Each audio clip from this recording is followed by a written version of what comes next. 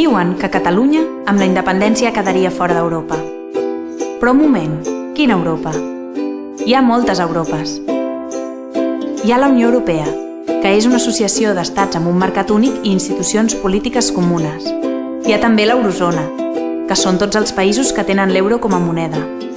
L'espai Schengen, que permet la lliure circulació de persones, i fins i tot l'Acord Europeu de Lliure Comerç, format per estats que no volen entrar a la Unió Europea, però sí fer-hi negocis sense pagar aranzels a les fronteres. En tot cas, tampoc està clar que si Catalunya s'escindís d'Espanya, hauria de marxar de la Unió Europea. No hi ha cap llei que digui ni que sí ni que no. Però seria estrany que es retirés la ciutadania europea a milions de persones que ja la tenen.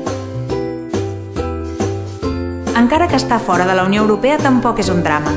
Hi ha gent molt diferent que pensa que potser és millor estar fora. Per exemple, David Cameron, primer ministre britànic, i un altre David, el Fernández, diputat de la CUP. Però bé, imaginem que Catalunya decideix tenir el seu estat, l'expulsen de la Unió Europea i Espanya no accepta la seva readmissió. Sabeu qui seria el màxim interessat a no posar barreres comercials amb Catalunya?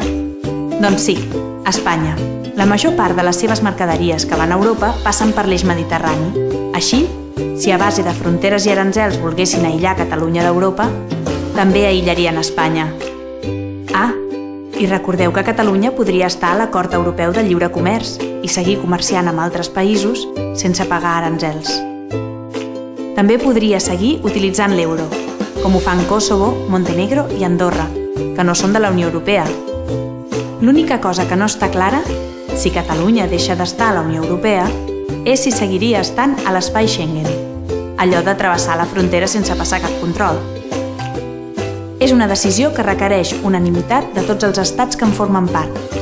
En el cas molt improbable que el govern espanyol no fes cas de la lògica dels vincles personals i empresarials entre Catalunya i Espanya, podria excloure Catalunya de l'espai Schengen.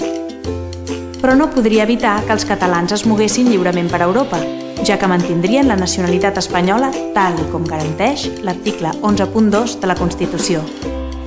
Així doncs, el problema no és si formarem part d'Europa. El problema és no tenir ni veu ni vot a les institucions europees i mundials. I això només ho podem aconseguir tenint el nostre propi estat.